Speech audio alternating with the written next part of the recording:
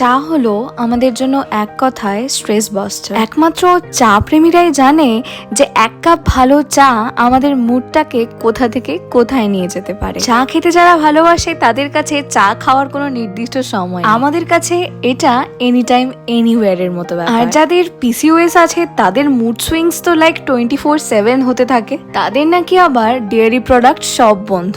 তাই বলে আমি চাটাকে কি করে বন্ধ করি? এইরকম কালারের একটা দুধের সরপরা চা, এটাকে তুমি ইগনোর করতে পারবে বলো? আমার থাইরয়েড নেই, পিসিওএসটা ধরা পড়েছিল ইররেগুলার মেনস্ট্রুয়াল ফেজের জন্য। যদিও এখন সেই সমস্যাটা একদমই নেই, বাট যে ওয়েট গেইনটা হয়েছে ওটা এত সহজে তো আর কমছে না। এই পিসিওএস হলে যে আনওয়ান্টেড হেয়ার আসে সেই সবও কিন্তু আমার আসে, শুধু মুড সুইংসটা মারাত্মক ভাবে হয়। আর তার রেজাল্ট শুধুমাত্র যে আমার সাথে সারাক্ষণ থাকে সে ভোগ। তবে ডিনারটা আমি এখন প্রচন্ড তাড়াতাড়ি করে নিই।